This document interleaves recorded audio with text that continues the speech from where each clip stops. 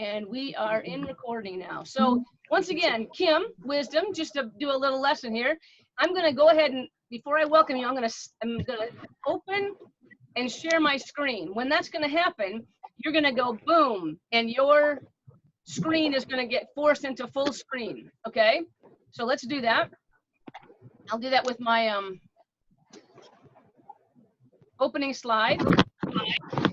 Now what you can do, everyone should see all of the faces should be kind of shoved over to the right side or on top. If they're on top, you can go up to the view options, top of your screen, click a drop-down box, and you'll see the very bottom option there is called side-by-side mode. You want to go ahead and click that so it says, yep, I'm in side-by-side mode. What that allows you to do then is you should see two little parallel lines between the slide and all the people. You can take that parallel line and move it and make more people, less slide, or less people and more slide, depending on how things are, okay? So, again, my name is Jo Bell. I'm gonna actually do this too. I'm gonna go ahead and change my name so you know who I am. And my name is Jo Bell. I'm one of the principals here at Sanctuary in the Woods, and excited to welcome you all tonight. So we'd like you, as you join, to go ahead, open your chat box, put your first and last name over there, your email address in, show us where you're signing in from. And also, that chat box is where you're going to go ahead and put questions tonight. So as our presenter shares, we have some beginning questions to start the conversation, but please feel free to put some questions over there in the chat box. We have folks monitoring the chat box, and they'll grab those questions and interrupt us, and that's how we get the dialogue started, right? So it's not just a listen, it's a wonderful evening. So, it sounds like what I want to do right there. So welcome to everyone tonight.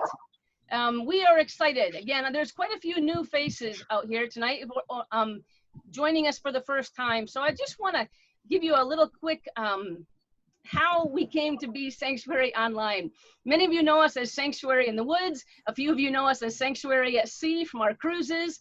We're a group that tries to create community, right? And we have this gorgeous property outside of Austin, Texas, where we were building a nonprofit retreat center called Sanctuary in the Woods. In the beginning of this year, we had engineers out there and our lawyers getting all the paperwork lined up. We were on a roll. And then, what happened altogether now? Yeah, COVID, right? Took the wind out of our sails for a tad bit. Let me say it that way. And what we did is we suddenly realized we're building a place where folks we're gonna invite you to gather in a time when we can't gather anymore. So we kind of took a big breath and said, okay, we're not sure how long this is gonna last. Terry, you were just sharing that, right? In the beginning, we didn't know if it was 2 weeks, if it was a month or 2 months. Now we know this is gonna be with us, let's just say for a while. We're not quite sure. But we at Sanctuary, the board got together and we said, our vision is to create a place where folks can be educated, they can be inspired, they can learn things, they can be in safe and challenging community at the same time. And so we said, how can we still be Sanctuary in this time of COVID restrictions? And what we did was we got a little silly. I think there may have been some adult beverages involved, meaning coffee, you know, and some water. And we said, let's go online. Everyone's going online. Why don't we just flip a switch and let's go ahead and grab our website, grab our social media, create a YouTube channel, and just learn while we grow this new community. And I think I think this is our 10th session. We're well over 100 new people into Sanctuary. And it's been incredibly exciting. We've had such amazing speakers on. Nick, I see you here tonight. Thank you. You were one of our speakers earlier and gave us a fabulous evening discussing mental health. Lily Brock has been here discussing change. Cheryl Meyer has been here discussing how to Zoom, right? Zoom 101. And we have a Zoom 201 ready for you very soon. But so many great conversations, so many evenings. We've had entertainment. And tonight, let me tell you, my friends, you are in for a treat. I am just beyond blessed. We have been wanting to gather our authors, right? We've been wanting to tap into folks from an educational perspective. and ask some authors to come and discuss their relevant books. And tonight I am just, I don't want to say my socks are blessed off, Mel. We have the Reverend Dr. Mel White with us tonight to discuss a book that has been recently re-released, actually. Mel, I think it was 2007 when you first released a book called Religion Gone Bad, Hidden Dangers from the Christian Right. And if you think where we were back in 2007, that was, man, seems a lifetime ago, doesn't it? Mel, you just released the book under a new title called Six Angry Evangelicals. And I don't know how many of you are familiar with Mel. I know that Ken tonight on his Facebook page said, Google this man and show up because you'll be in for a treat. But Mel, you have been an author, an activist, you're a pastor, a professor, a filmmaker, a producer. And tonight you're going to talk to us about some ghostwriting that you have done and your journey from, I think, that role into a place of self-discovery and your journey to really discover, I think, what your path has been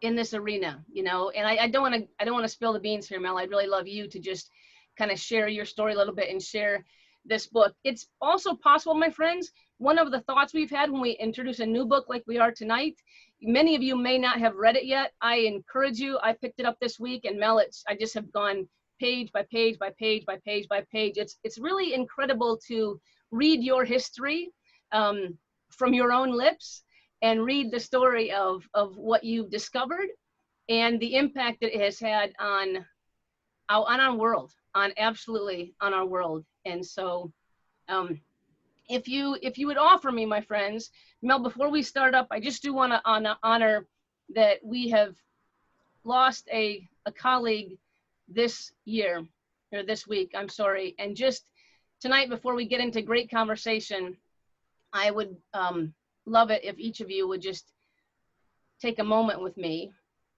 and honor a good friend of many of ours. Reverend Vicki Gibbs was a associate pastor at our MCC church in Houston, Texas, at Resurrection MCC. Vicki was a good friend of many of us. She was a CLM certified facilitator, and she was on her way to becoming master certified and working with us this fall as we take CLM online as well. And Vicki is our first clergy person in MCC to pass due to COVID. She felt ill a bit last week, Monday, went into the ER on Wednesday, and was diagnosed, like Ken, with pneumonia and put on a ventilator. And the doctor said her heart was simply not strong enough to keep going. And what happened there was Vicki passed on Friday morning. There were many, many of us making phone calls, making sure people could hear people's words, you know, to hear this really sad news. And then on Sunday, there was a gathering of folks just to offer our condolences to her partner, Cassandra, her two children, her grandchild, Xavier. And I hope many of you saw also on social media that Vicki's story made it all the way to MSNBC last night. And that is just a light of the world. And why don't we just pause for a few seconds? And if you know Vicki, hold her in your heart. If you didn't know Vicki personally, you can send love and light and prayers to her family.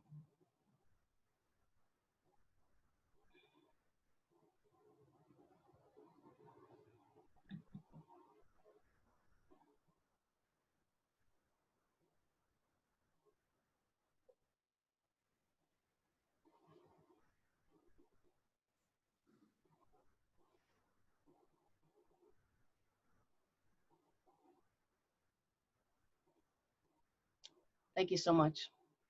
She is a light, an absolute light. And Mel, I know that Vicki would not have lived the life she lived of service had you not walked ahead of her with the great work that you've done.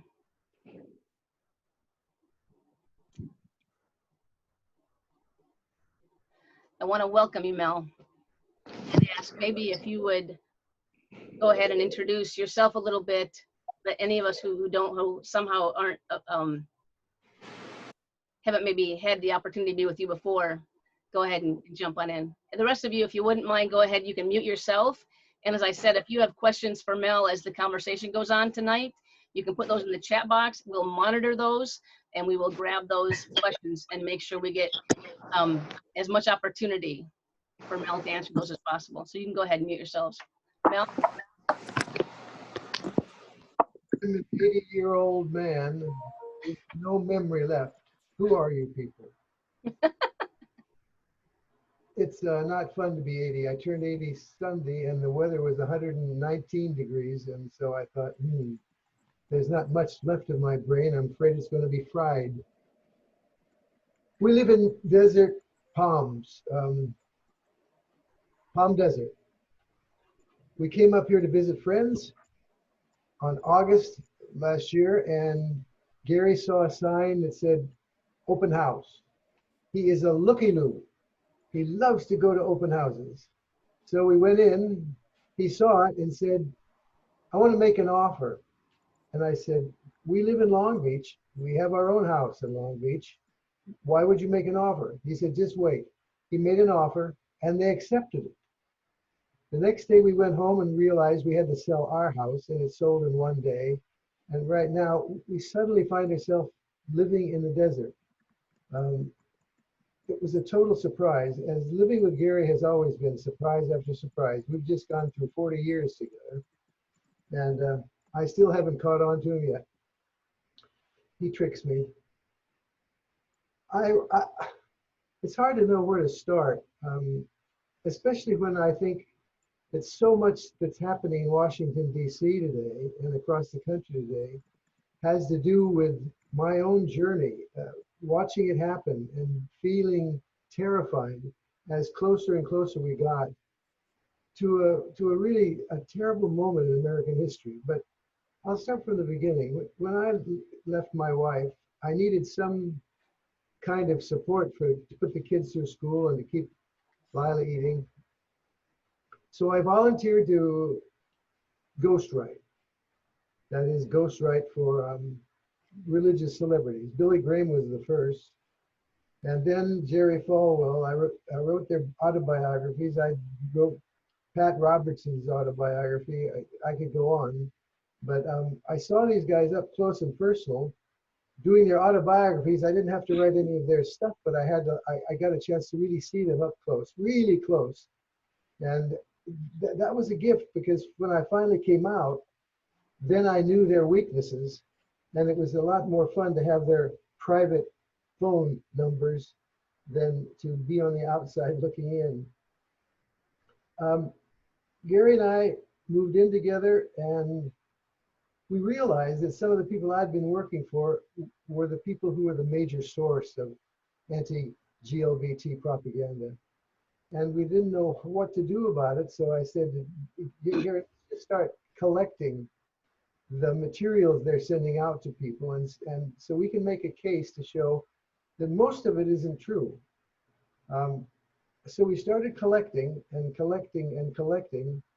And then along came 60 Minutes and featured us on 60 Minutes. We got a chance to show the world what they were saying and doing, and the consequences of this terrible rhetoric of intolerance.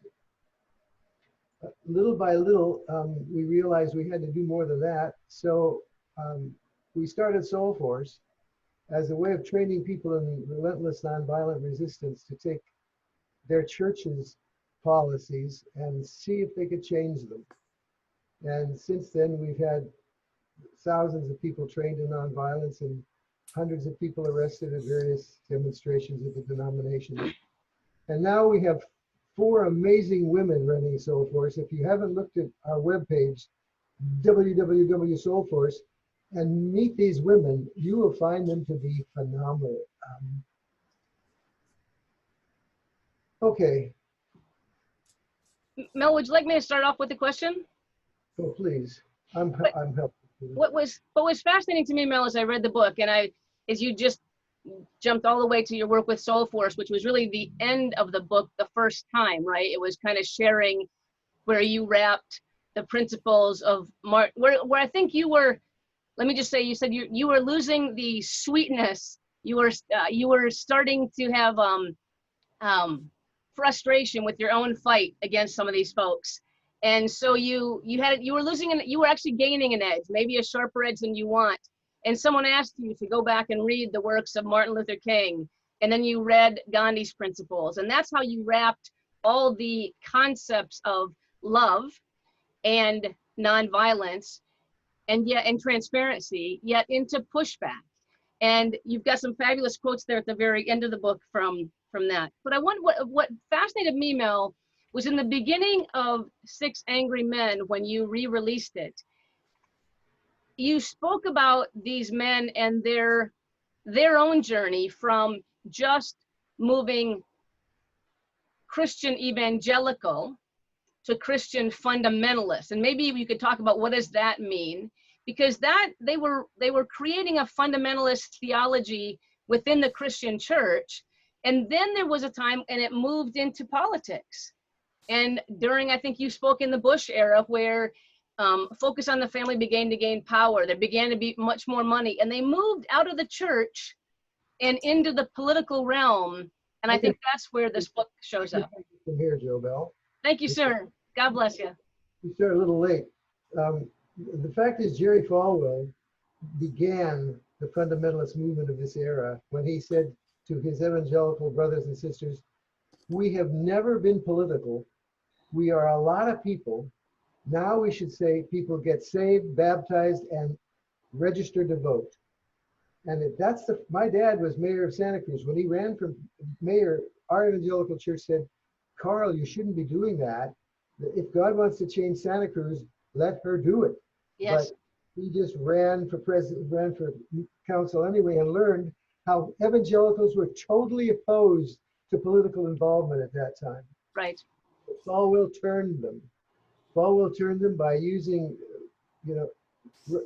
histrionics, by using hyperbole, by talking about how the world is coming to an end, the communists are going to take over, the gays and lesbians are going to destroy the family values and so forth. And he started collecting an army, and of course you know what it was called, the moral majority. And the moral majority got representatives in every precinct across the country.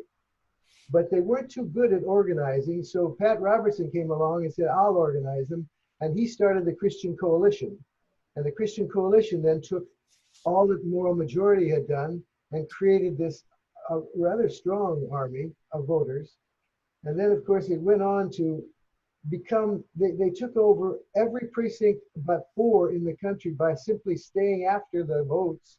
When elections finished, you vote for precinct chairman and you vote for who's in charge there. And they were all told to stay.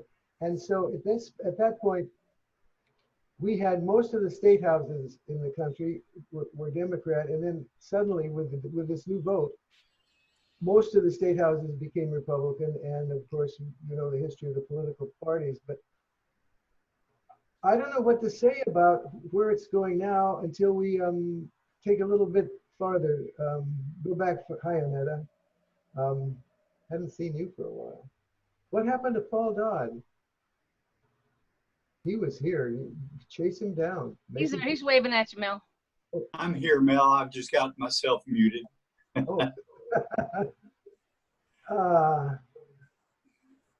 A fundamentalist is somebody who reads the Bible literally and not takes it seriously, so that when they say that this is a Christian nation, they mean they want this to become a Christian nation.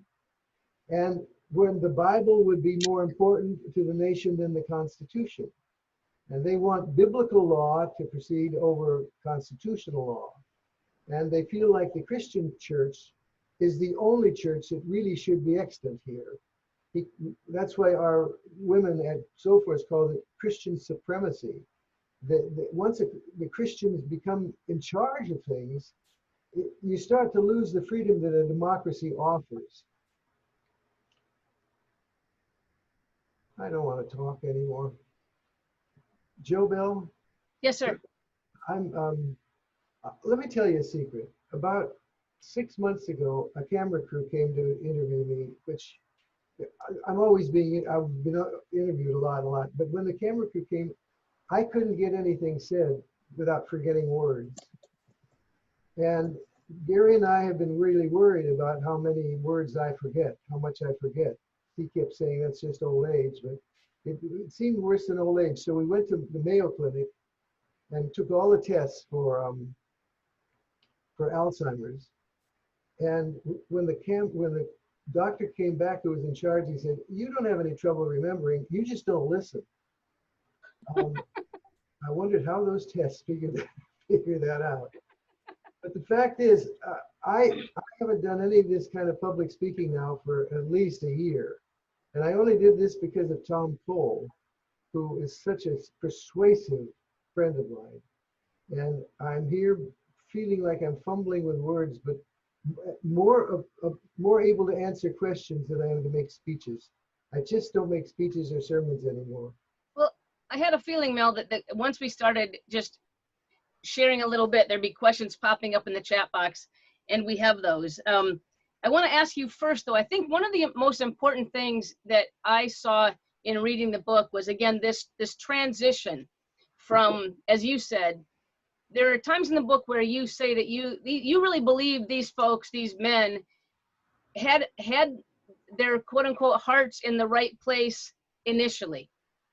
And then that evangelical, that concern became a fundamentalist concern where there were litmus tests around who's a true believer.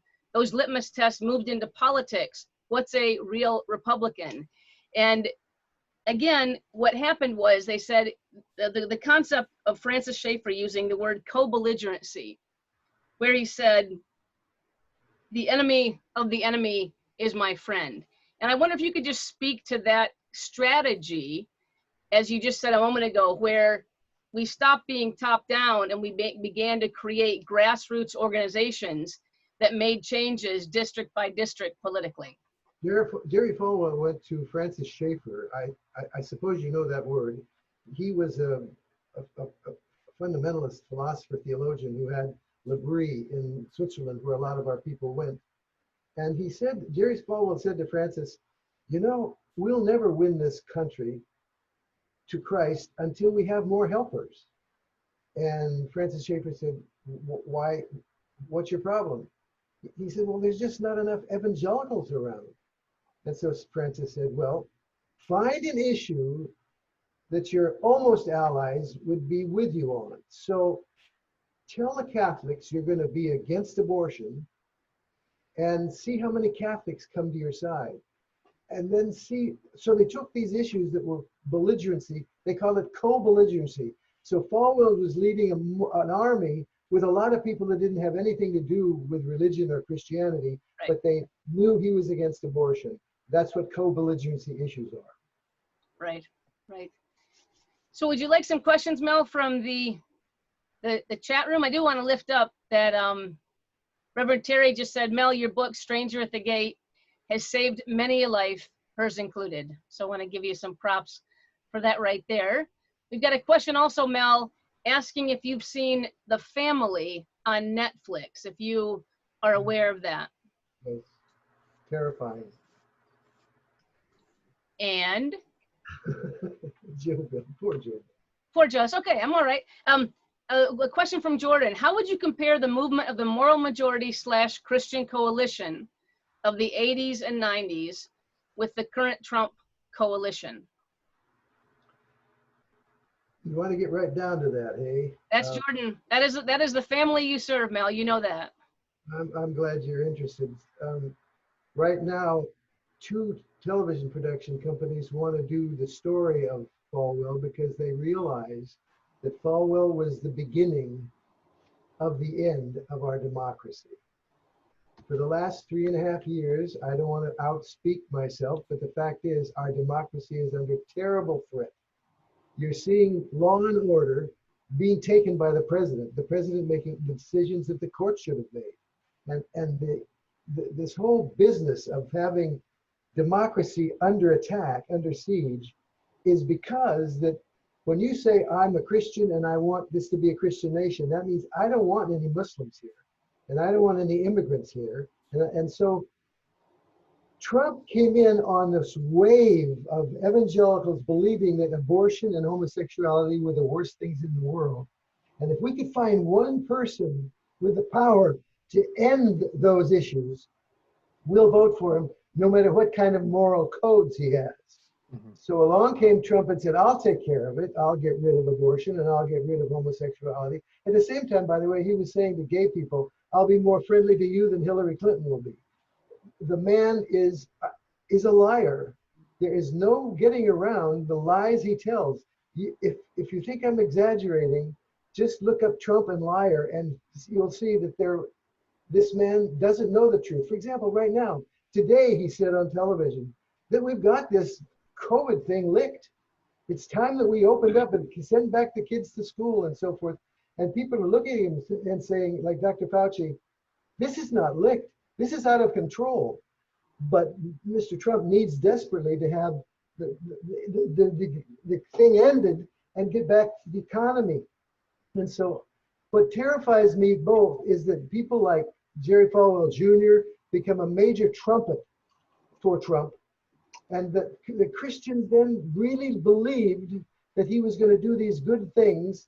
And now he's been doing them. It's really scary today. You know who went to the hospital was our favorite woman judge on the Supreme Court. Mm. And we're just praying that she can hang on. We just don't. Trump has appointed 200 and some federal judges that have lifetime appointments. Obama appointed about 50. There's all these things that are taking away the freedom that we need to proceed as a nation. And I watched it happen, and I watched it happen with more and more terror. And people kept calling to me, "You're a nutcase. You're overwhelmed by it." The fact is, now they're all saying, "You were right. What are we going to do about it?" And I think it's the only choice we have is to vote for somebody else, and then try to deal with the terrible mess he's made, getting us out of all these environmental treaties, bringing coal back as the major source of energy. Cutting back all the programs that would feed the poor, trying to stop Obamacare. Just to get the nation back on track is going to take more than electing a new person. And by the way, between now and when actually the new person is installed, hopefully, there's going to be such terrible things done to the country. All you need to do is think with people about what he could do in the last 5 months of this year. And I'm afraid I'm afraid there's a way to slow the election or even cancel it. He is working now to disenfranchise everybody with color, everybody who's poor, everybody who lives in, so that we're cutting down, like in Georgia, there's going to be 3 polling places instead of 203. Yeah, I'm a little hysteric. That's why I'm 80. I can be hysterical and nobody cares. Well, and Mel, let me open. Jordan, I know I can see I've unmuted you there, my friend. Is that, Yeah, can you go ahead and just engage Mel straight on? sure. Yeah. So I think, well, I don't want to speak for you, Mel, but I think Go ahead. I think there's a strident difference, right, between the conservative coalition of the 80s and now, because now we have all those conservative ideals, fundamentalist ideals, whatever you want to call them, embodied in the highest level of political power by somebody who's guided only by their own ego. So, you know, I wonder his base, the people that make up this, I'll just call it the Trump coalition for lack of a better term. Are you more, what's your opinion of them? Are they more ardent than they were in the 80s and 90s? Is there any hope of redemption for our, let's call them our 49.9% of fellow Americans who, you know, might be willing to come over to the other side, who may be convinced, you know, maybe redeemed, so to speak, you know, because I imagine there's a decent percentage of Americans that voted for him mainly as opposition to, say, Hillary Clinton, but might be persuaded to vote for somebody else and give give the other side a chance. Is there any hope for redemption, or do you see his base as more entrenched than the moral majority of the 80s and 90s? Isn't that the question, Jordan? I mean, you've asked the question that the people who are really onto this are asking, everyone is asking, how many of them are there? And how loyal will they be? The polls, do not trust the polls. The polls said that he didn't have a chance to win, and he won. There are so many decent people in this country who have been overlooked by Washington, D.C. So many decent people who haven't had the breaks that so many of the other white men have had. And they really got tired of it. And so these belligerency issues, this co-belligerency, when he came out and said, you've been unemployed, you've been forgotten, Washington doesn't like you, that coalition that used to be evangelical spread out to become much larger. And so I wrote an article immediately when they said evangelicals elected Trump. The fact is, evangelicals were the energy behind the election, but there were so many people that went with him and stand for him today. If that continues, if they can double their strength between now and November, or if they can just pull themselves all together and divide us, if they can divide us, that's the issue. If we get divided, if people start saying, well, Biden, didn't do this or didn't do that, or the fact is, if they divide us, they could conquer us. But if we stay together, believing in American goodwill, these American people are voting for Trump aren't evil people. So many of them have just been forgotten and by Washington and by progressives. So to me, Jordan, the answer is, if we can stay together, and if they can fall apart, we have hope. And this convention in Miami that none of the Republicans want to go to now. Oh, in Jacksonville, you mean, right? The Republican National Convention? It's in Miami now. They left Jacksonville, didn't they? Oh, okay. Or it's another convention. Wherever it is today, all over the news is all of these major Republicans saying, I'm not going to that convention. I don't want to catch COVID. Mm-hmm. So is there another convention in Jacksonville, or they're talking about Miami as the convention? So I'm assuming that was the Republican convention. If they can start, fighting over where the convention should be and who should go to it, if we could just keep our cool and say, God, this hasn't been a nation that has brought truth to the world, has brought democracy to the world, has brought freedom to the world. Help us get back to that, where we can stand with our Muslim and our Hindu brothers, where we can stand with African American women and men, and if we can stand together as the minority, he doesn't have a chance. But if we can't, we don't have a chance. And Mel, you bring up a great point about the division. Just being here in Georgia, so my fiance is a resident here, and we waited in line for her to vote for 3 hours. And this is a fairly affluent suburb of Atlanta, but imagine the other parts of the state where it's low income, predominantly minority communities. They were even more disenfranchised. And I think we all need to, you bring up a good point, that we need to remember that our rights as citizens are not guaranteed. And it's only been 50 years since the Voting Rights Act of 1965. And we really need to fight and be persistent and show up. We need to get our absentee ballots in, do whatever it takes to vote and to guarantee our freedoms, because they're not a guarantee. The irony, one of the ironies is Trump is trying to close down the post office system. Not just keep us from voting by mail. He's trying to close down and make that a business for somebody else. So the idea of disenfranchising with no being able to vote by mail and then taking away the possibility of mail, this is another way that he could win, by simply we just can't get to the polls. So I'm going to slide you, Jordan, and say thank you for that question. Anybody else, again, please, if you have questions, go ahead and toss those into the chat room. And Lucia, you've got some question. You got a question. You've got some fans over here in the chat room saying, "Great question, great question." So I've asked you to unmute, and you go ahead, please. Just go ahead and dialogue directly with Mel. Okay. Hi, Joe, and hi, Mel. It's good to see you. It's been a long time.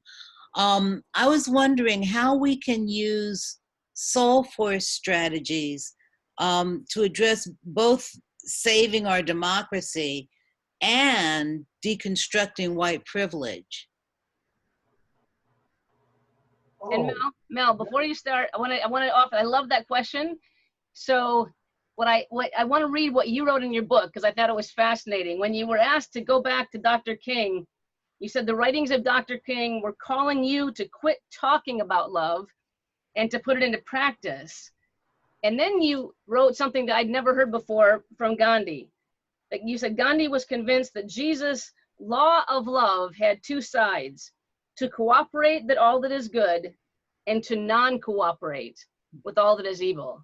And I just thought that was really cool. So for folks, if they don't know Soul Force and aren't familiar with that, that's when Mel did wrap the teachings of Jesus, of Gandhi, and of Martin Luther King together. So Mel, please take us down that path. I know there are quite a few folks here tonight that do not know about your work with Soul Force. Lucia, what would you say to that question? How would you answer it? That's why I asked you.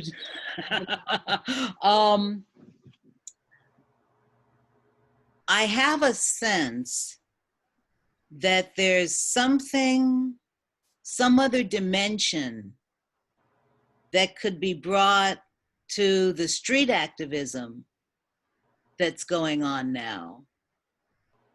And some new dimension to bringing people of faith more vocally into the struggle, on both issues, both on the democracy and what's happening to our country on the macro scale, and also this struggle to confront, even within our own Christian communities, even within our queer Christian communities, to handle the issues around race.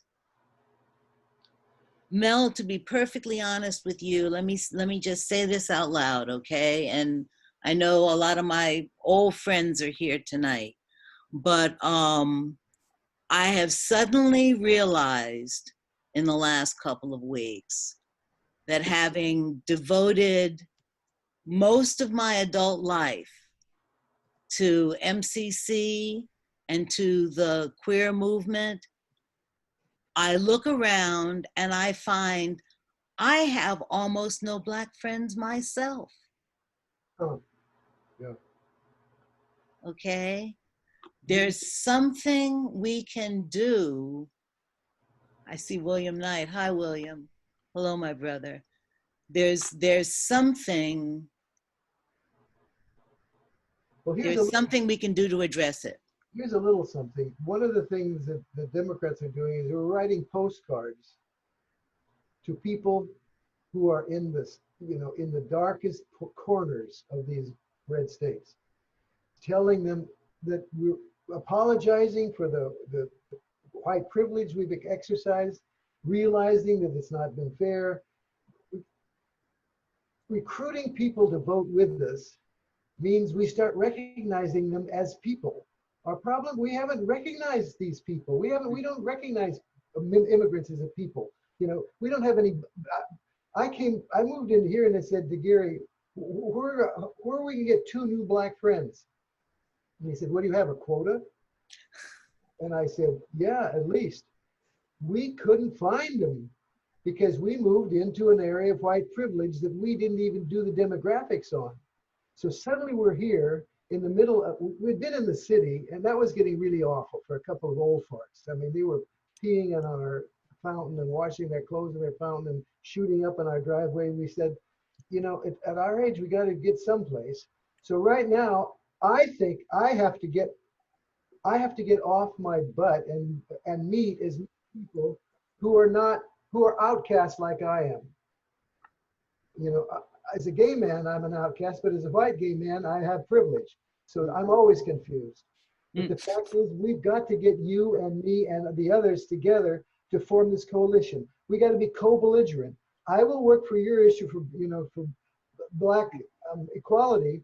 You work for my issue to get rid of Trump was threatening democracy. There's got to be something there where the dialogue, these marches are so incredible. But you know, Soul Force was one of the first to march. Remember, Paul, when everybody told us not to march, not to march, and we were arrested and arrested and arrested, and now, boom, after the Wall Street thing. But what's happening in the walls, you can see all of these white people voting with their feet with all these African American people. Now, how do you transform that into votes? How do you transform that into a voting army? I don't know how you can do it except one by one by one. I don't think mass things do it. I think we have to give ourselves quotas. I have to meet some more migrants. You know, there's 10 Mexican people living around me for every white person. Now, how many Mexican people should I meet? Do I know? So right now I'm working on Mexican Lives Matter because that's all I have around me. At the same time, I don't know what your answer is. I have no idea how we, I just have no idea. I'm just very, very scared.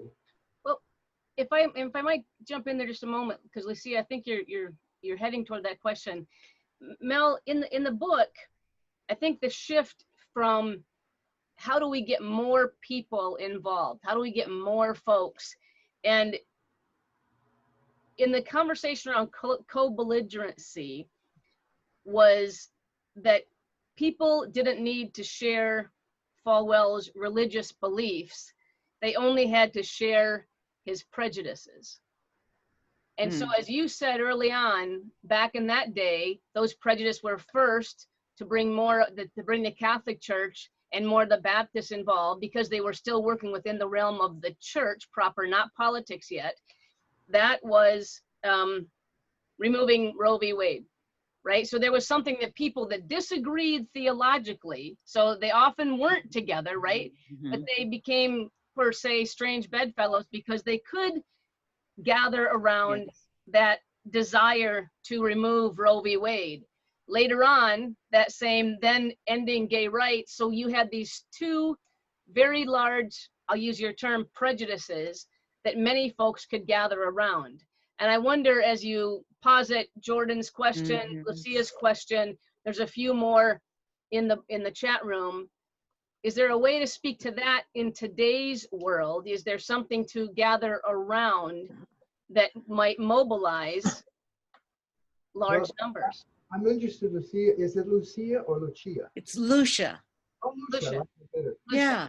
Lucia, you know, if we could get the Black Lives Matter marches to realize that we've got to save Roe v. Wade, without diminishing the fact that we've got to get rid of this racism built in, but to say there's another issue too. Would you help us? We will help you. Sometimes we get so intent on our own goals that we forget that we have to reach out and grab other people to come into those goals. So yeah, there's all kinds of issues, I think, but the young people are running this. The young people are running the Black Lives Matter. Young people are always the head of the revolution. You know, how do we get to young people to talk about? Do you think the young people who are marching understand that our democracy is under siege? Almost definitely. Almost, they feel it in their bones because it's their future. Even if they don't name it, they know it. They know it. And they know better than people of our generation about a new kind of consciousness that can start to take apart, I think, those systems and everything. I think what I'm concerned about is within our own communities, how do we confront those issues? Okay,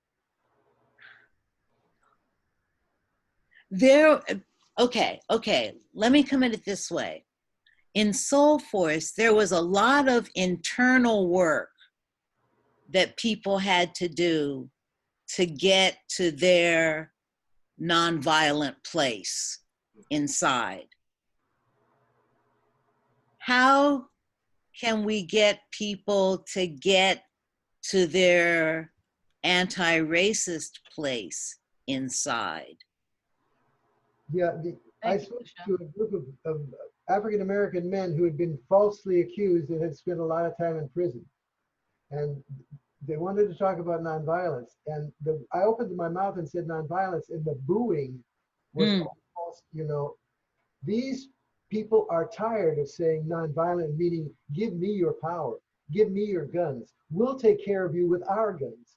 So nonviolence, Gandhi said, until you want to kill somebody, you can't love them.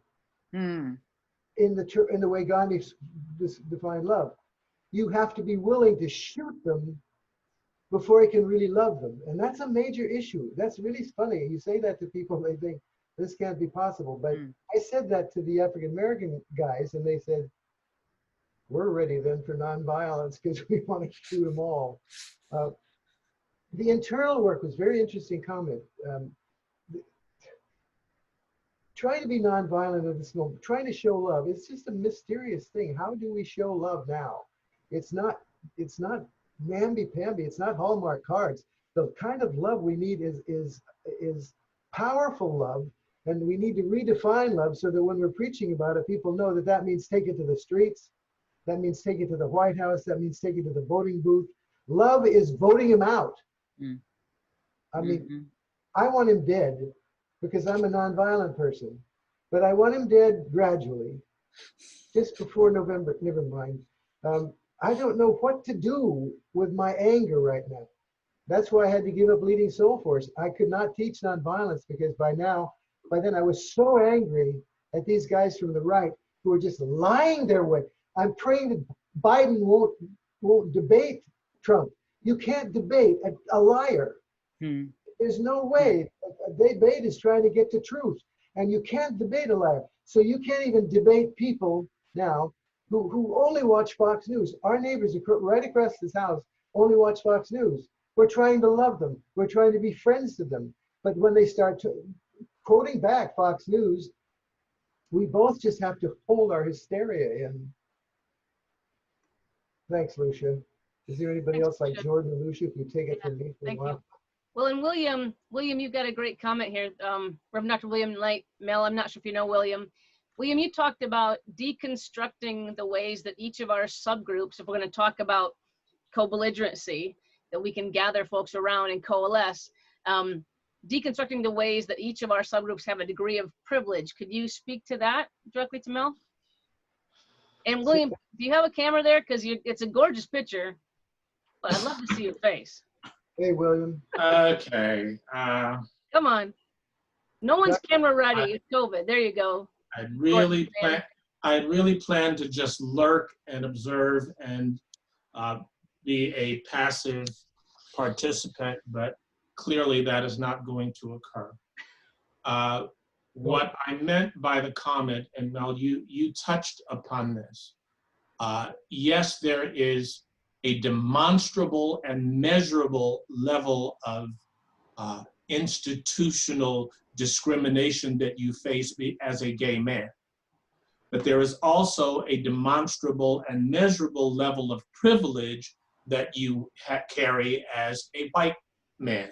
Oh, absolutely. I have a level of privilege as a male as much as I have a demonstrable level of discrimination by being a Black gay male.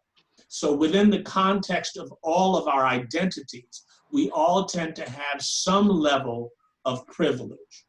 And so what happens is when people immediately shut down at the idea that they possess any privilege, that prevents us from identifying and locating the areas of our experience where that privilege impacts our relationships with others. That's what I was trying to say. You said it well. Thank you, William. It's a great big truth hanging out there now, William. What do we do with that? I should say Dr. Knight. I just see you're a Reverend Doctor. Well, the first step to change at any level is recognition that change is required. Mm-hmm. And the second step is to determine that change can be for the better. And the third step is to make the commitment to the change. So I think where we are now is we are making a concerted effort to point out the need for change. Because when you tell people the fact that you cannot breathe means that there must be an alternative where breath is possible. So if we start with the fact that you cannot breathe, there must be an alternative where breath is an option. So we begin at the very basic level of saying, why is change necessary and what has to foment that change? So that's where we're at, that inflection point that says we simply cannot continue the way we are. We simply cannot continue in this toxic environment where people believe that they have a right to infect other people because it infringes upon their right to wear. I mean, we simply cannot continue this. It is toxic to the point of self-destruction. That's the way we should end this discussion. Thank you, William. That's absolutely right. I don't know, Dr. Knight. I have recognized my white privilege for so long and have been so embarrassed by my last name on top of it. I don't know how to convince people who are followers of Trump that something needs to be changed. They're convinced that something needs to be changed, but all the wrong things they're convinced it should be changed. You know, we shouldn't be giving hospital care to people who are poor because they're not working hard enough to earn it. Trump is coming along and taking care of all of those things they want changed. So how do we deal with people who are really happy about the change that's being made, and we can't deal with them? They don't understand. Well, I think what we're dealing with is we are dealing with people who have been convinced to work against their own self-interest. You have people who are enrolled in a medical care program that is literally saving their lives, who will stand in the city square at high noon and scream and yell about their opposition to Obamacare. There's a disconnect between the reality and their passion. And I put in the chat box, it is impossible to have a reality-based conversation with someone who has been divorced from reality. So in terms of how does that play out in terms of what are we people of faith, what are we people who are committed to fellowship and friendship and comedy, what are we to do? Well, I would submit that we cannot spend our energy talking to people who have already made up their minds that they will hear nothing that we have to say. So we must focus our energy on those who will at least listen with an open mind. Because the reality is there's more of us than there are of them. And we must not only educate, but we must inspire and motivate people to become involved in the process. As long as you are a spectator, all you get to do is complain. But you must find a way to engage in a way that makes a difference. And that goes beyond, a Twitter or making a Facebook post. It's really with our the neighbors. Ballot box.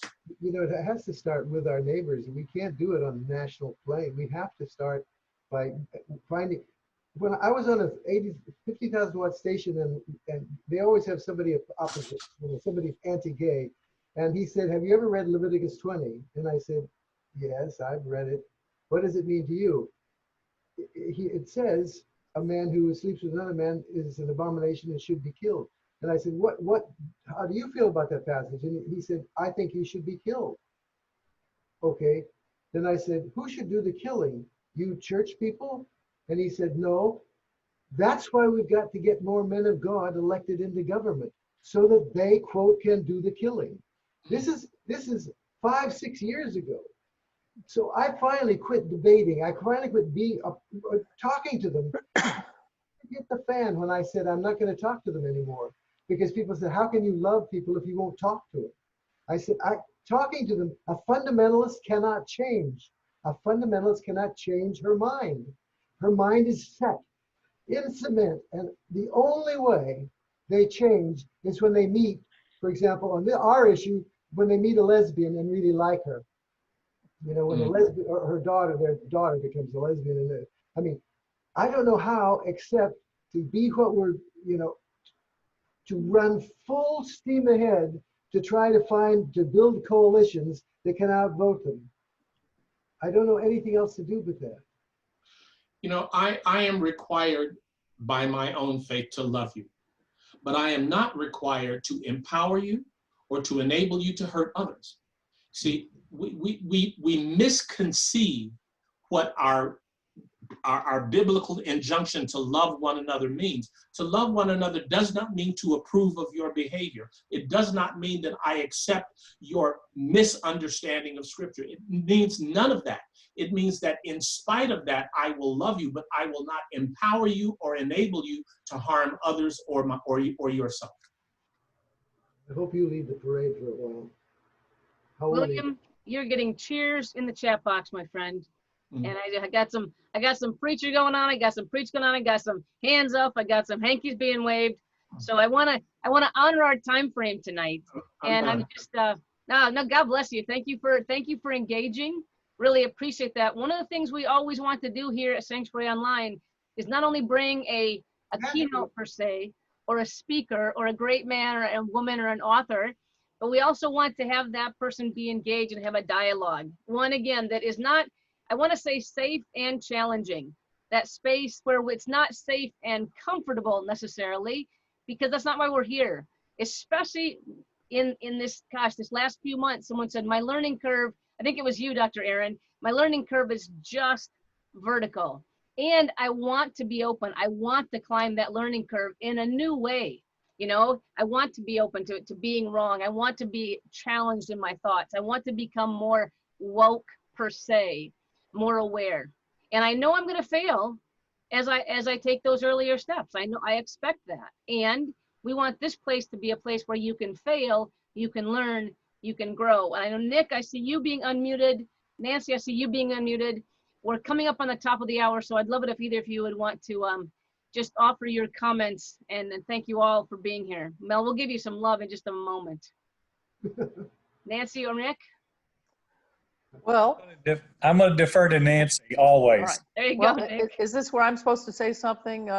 Something nice about Mel? Well, sure, but also about talk about 2 weeks from now or not? Not yet, Nancy, not yet. But I want Okay, Nancy, perfect. you as Mel, part of the forward in the book. Mel, and it's that's so why fabulous to see you, and I'm sorry I didn't make most of the evening tonight, and I apologize for that, but your voice is so important. I hope you can feel that and see that in this place, and we need every single voice right now we can to be, you know, saying the truth, and to be doing that in our own ways. You know, I agree with William about, you know, love does not mean we're a doormat, or that we make people comfortable in their privilege, or that we put up with whatever. And so, Mel, I thank you. It's wonderful to see you always, and to hear you. So how about if you unmute, my friends, and give Mel some love. Mel, thank you so much for your time tonight. Go ahead, unmute. Give real clap, people. Thank Unmute you. yourself. Great job. Thank you, Sound Mel. matters. Sound matters. I encourage any of you who are meeting Mel for the first time to please Google him and grab a list of the 20 or 30 books you've written, Mel, that have been so instrumental to so many of us. And thank you for your time, for your generosity. Well, I need to just do one little finish. Please. I'm 80. I can't march now. I have a congestive heart failure. I mean, there's all kinds of reasons that I have to stay here. Well, my neighbor is a Trumpian. And I walk with my neighbor every morning into the desert. And from the beginning, I said, talk to him about this issue. And so it's been such an interesting thing to try to get him to talk about the issue himself. And then little by little, love him into understanding that this is all a lie. but it's been so difficult. It's so much easier to speak from the platform or to go on television than it is to win your neighbor to the truth. And that's all I have now. I'm through speaking, I'm through writing, I'm trying to win my neighbor. You know, Loving through understanding is a very powerful statement right there. Loving through understanding. Wow. absolutely. And loving our neighbor. I think we all know where that comes from, Mel. What a great task of reconciliation. And that is, again, the grassroots that your book was all about. How do we take this to the grassroots? How do we take it neighbor to neighbor, district to district, and have those conversations that love and challenge? Absolutely. Thank you so much, my friend. You've been, it's just been an honor to be with you. Thank you. Thank you, Mel. Thank you. Now I have to, before I let you go, before I unmute you all and let you get chaotic and crazy and wonderful, Cheryl and then Nancy. Cheryl, what is going on next week? People have to get in gear for next week's Sanctuary Online. Please share with us. We're going to have a little book club and a review of a book called The Invention of Wings by Sue Monk Kidd. You guys might know Sue Monk Kidd wrote Life of Bees. But this book, The Invention of Wings, is actually a book about two girls, one named Sarah, who's the white daughter of a Southern plantation slave owner, and Handful, who is a slave given to Sarah by her parents on her 11th birthday. And so it's a back and forth between the two of them. You'll get a monologue from Handful, then you get a monologue from Sarah. But Sarah tried, when she was given Handful as a slave on her 11th birthday, to set Handful free, but her parents wouldn't let her. She was totally against slavery. And so that was her fight, but her parents wouldn't let her. And Sarah's mother came to her and said, "You've got to learn to accept that this is just our way of life, dear Sarah, and you need to make peace with it." And so this book is about the struggle that they have together. And to me, when I hear that kind of language, I think like just how systemic racism is and how long it's been ingrained in us. Yes. And even though this book is a really hard one to read because it just touches, it just kills you to read it and some of the stuff you read, but it's a very, very important book, especially at this time, to read and get a full understanding of some of the history behind it. So anyway, I'm excited to have a discussion with y'all about what you think of the book. And so I'm inviting you to come read it as fast as you can or listen to it as fast as you can so we can get together next week and talk about it. That's why Audible exists, right? Download that baby, put it in your ears. It is Sue Monk Kidd at her best. And the beauty at the very end is where she explains what part of the story was real, what part of the story was fiction, and how she wove those two together. Just a brilliant work. So I'm going to encourage you to enjoy yourself this week and then join us. That'll be next Tuesday, Cheryl. So that's the 21st. And then Nancy Wilson, my goodness, what are we going to do on the 28th of July? Yes, well, it may seem from the sublime to whatever, but I'm going to talk about the spiritual practice of bird watching because I think that the spiritual practice of bird watching saved my life probably 20 years ago. And as somebody who was an activist, and I wasn't burnt out, but I was pretty singed, and as a pastor and an activist. And when you deal with birds, it's very intersectional because you end up dealing with climate change and with the story of the human imagination in relationship to birds. And you might hear some of Mary Oliver's poetry and who knows what, but bird watching has been a tremendous adventure. I have some wonderful, amazing kind of MCC miraculous little stories about bird watching. So come along for just a time of sharing, and even if you're not a bird watcher, or if you know someone who is, and share some of their stories. So anyway, it's more than a hobby. It's something much deeper. It's about life and reverencing life, and what quality of life we have that we share with birds on this planet. Thank you. Well, thank I you look so forward much. to it. So do we. So tee up your Tuesdays, my friend. I'm going to go ahead and stop the recording and allow those of you who want to jump off. But tee up your Tuesdays with Sanctuary Online. We go with great work, Mel. Thank you tonight. A great book, Cheryl, next week that's still relevant to our time and our conversation. And then the spiritual practice of birding with Nancy in a couple weeks. Love you, my friends. Thank you so much for being here with us at Sanctuary Online tonight. Unmute yourselves and have at it. Thank you. Oh, love you all. Thank you, Bye. Good Love night. you. This was lovely. Glad for those new folks new to join us. Thank you, Lucia. Thank you for your adding to the conversation tonight. Thank you so much. It's fun. Thank you. Lucia, good to see you. Hi. Hey, Darcel. Hi, everybody. Terry, Thank if you're you still all there, so invite your friends, Terry. Invite your church next week. Annette, good to see you, my friend. See you. See you tomorrow, Darcel. Yeah. Yeah, I'll be on tomorrow. Great to see you, Kay. Pat and Martha, been waiting for you to join, my friends. So good to see you tonight. Liz and Carly, look at this. And Cindy, Darcel, you keeping everything together over there? Down at Sanctuary? Yep. You bet. Thank you so much. Hug our From the son. comfort of the air conditioning inside. Oh. I'm so sorry. Oh, you wimps. Bye, Kim. Bye, everybody. Bye, Diane. Bye, Joe. Bye, Bye, Gail. everybody. Good to see you, Gail. Glad Bye, to see you. Cheryl. Good to see you were here, Gail. Absolutely. Bye, Is Darcel. my Bye, brother Tom. Kevin still on? Bye, Bye, everybody. Sandy. It's good to see you. Hey, Carly. Good to see you, Carly. Bye, Good to see Barb. everybody. Hey, Kevin. And Martha, come back next Bye, week. Barb. Bye. So good to see you. Bye, Cindy. Love you. I love you, Joe Bell. Cindy, you're still here. Cindy's always still Cindy's here. still here. Bye, Cindy. Say bye I to love Cheryl. you too, Bye, Joe Bell. Cheryl. I'm Cindy, still I love that you here. stick around. You stick around Well, for further Cindy, conversation. are you I gonna live read in the New York book? State. How else am I going to see everybody? What to do? I know we can't cruise. So Cindy's gonna read the No. book for next week. Darcel's gonna asking you. Are you gonna read the book for next week? There's night, no everybody. cruising. Wow. Good Peace out. night. All right, let's See you. get Bye. finally. Oh, Darce. Hi, cousin. All My right. God, Joe Bell didn't shut us off. Not yet. No. Didn't shut us off yet. Oh, Bye, Cindy. This is Oh, where you Hi, chat. I'm Cindy. getting Bye, off. Cindy. Bye, Cindy. I love you, cousin. okay. Now we're getting cut off. All right. Love you guys. Good to see you.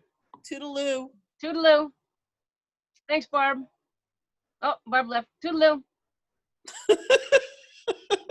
Get the book, Cindy. It's a fabulous one.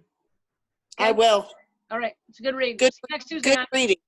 See you next Tuesday. Good reading with a 30 pack. Thank you. Bye.